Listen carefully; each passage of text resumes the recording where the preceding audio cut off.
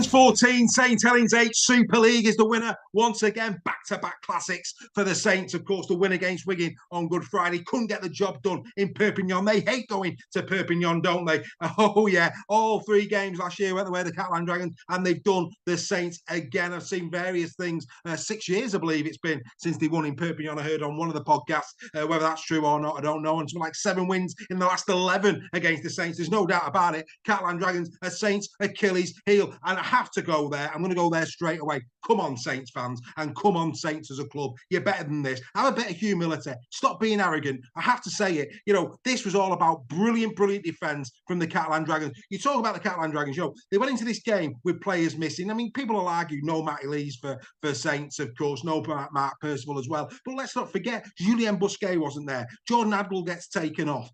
You know, they lose Tom Johnston. You know, let's look at this for what it is. Catalan also had to do it tough. No Nicarima as well. You know, we could go on. Both teams had players out, and the bottom line was Catalan turned up time and time again in defence like their lives depended on it. And I'm going to go there as well. Tommy Makinson, I thought that was fortunate not to go up to the screen.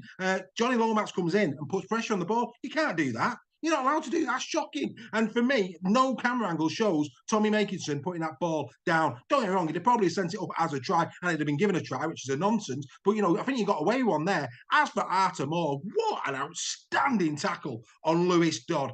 Incredible. And again, I'm hearing that, you know, Saints lost it. No, they didn't. Catalan won it with brilliant defence. You know, we're the first to start waxing lyrical about brilliant attacking rugby league. What about quality defensive rugby league? Arthur Moore has no right at all to keep Lewis Dodd out there. Lewis Dodd is scoring a 4-pointer all day long, and there's Arthur Moore, a part of his game that we don't celebrate a lot. We know that Morg is great at running the ball, etc. But what an incredible, that for me will go down as probably one of the best tackles this season, and it mattered. An outstanding bit of rugby league football. And like I say, all you hear, and listen to all Saints fans, you know, a lot of Saints fans on their social media saying the best team won, or, you know, we can't argue with that. But, you know, if you're going to run a podcast, if you're gonna, you know, even Wellens after the game, be humble. You're a great club. You know, you don't.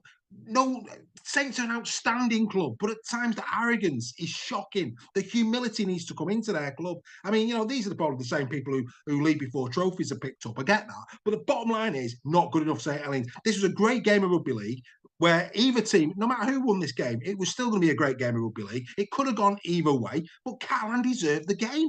Simple as that. They're on an unbelievable run against the Saints. They must hate going to Perpignan. They certainly won't want to go to Perpignan in the business end of the season. No way in a million years will they want to do that. Let's just celebrate a great performance from the Catalan Dragons, who had to do it under adversity. And Matty Cavallo must love playing Saints. I mean, what an incredible try-scoring record Matty Cavallo's on. We said on Game of the Week in the pre-game build-up, Game of the Week, if you've never watched Game of the Week, go on to our social media channels. We always pick a game every week and we do a full 30-minute analysis of the game, and we try and pick out who's going to win, who's going to lose, and pick out some key players. And we mentioned that Matty Cavallo's record against Saints has been brilliant since coming to the French outfit. And yet again, there he was. Talk about Sivan being impeded. No, I'm sorry. No, that was a great try. Not having that. And people might say I'm biased on Saints. I'm not biased on Saints. They're a champion club. They play some wonderful rugby league football.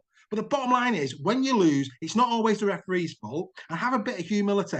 Catalan were brilliant. I mean, I heard one of the podcasts say that Catalan were in a good team, and that they're the worst team in last year. Where are you coming from? They've had an upgrade from Mitchell Pearce to Jordan Abdul. Jordan Abdul's far better than Mitchell Pearce was when he left. I don't care what anybody says. He's got more to his game. And, you know, when he got took off and he had to brought Cesar Rouge in, people are thinking, oh, there's the game. And Cesar Rouge again for the second week in a row. Brilliant game against Warrington the week before, and a fantastic game again here against St Helens. I mean, like I say, a brilliant game of rugby league. We should be celebrating it. All this nonsense that Saints lost it. No, both teams were bang at it. Both, yeah, you know, in a game of rugby league, you're going to miss chances. You're going to miss opportunities to score. But the bottom line is, you don't have a divine right to win things. This was a brilliant game of rugby league that Catalan shaded, and they shaded it because of a part of the game that we don't celebrate enough. Brilliant defence. Simple as that. St Helens, I mean, you know, Alex Walmsley was limited to 81 metres in this game. 81 metres. Mike McMeekin, you know, he did 83. I mean, none of the forwards really imposed themselves too much on the game. You know, it was a little bit blunt in that respect, the match. You know, the game was, you know, plenty of errors on both sides, you know, plenty of missed tackles on both sides. But, you know, when Alex Walmsley's limited to 81 metres, you know that Saints are going to have a tough day. And you've got to give credit to Catalan for that. You've got to give Alex Walmsley time and time again. We saw it in Good Friday. If you let him run, if you let him hurt you, he will hurt you. And they just kept him at bay time and time again. Meeking's try, beautiful.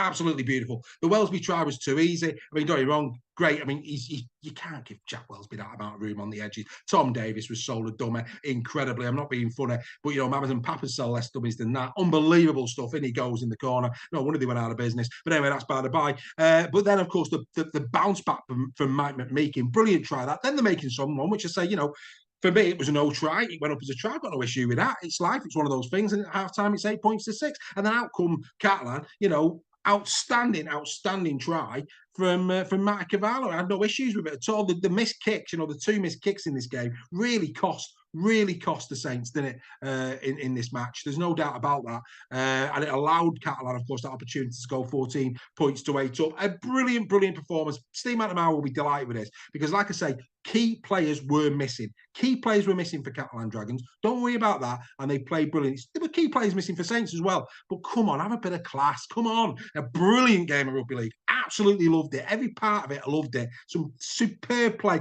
Errors on both sides. It was a game where, you know, you just didn't know which way it was going to go. 1 minute, one team knocked on, then the next. You know, it was high intensity. Both of these teams knew it mattered. It really did matter. And now Catalan are top of the table. And again, you can't have any arguing with that. You know, last week against Warrington, brilliant, great 18, you know, opening 12, 18-0 up. Now they go up against St. Helens and they just do St. Helens again. They've got St. Helens' number. Outstanding stuff from the Catalan Dragons. Rugby League was the winner. Let's get into the 3-2-1. The 3 points, I agree with Sky. Da Costa. No Mickey McAlorum. You're thinking, dearie me, you know, because you know how much defensive work Mickey McAlorum does. 43 tackles from Da Costa in this. And of course, it was Da Costa, I think it was Da Costa who actually set up the, was it Da Costa or Rouge? It might have been Rouge. I thought it was Da Costa though, who set up the try from McMeekin. I think it was. But outstanding performance from Da Costa in this game. Really good in defence. And you know, the 3-2-1 is pretty much around a little bit of D because the 2 points are going to go to Ben Garcia. Ben Garcia was at it last night. He seemed a bit naughty to me.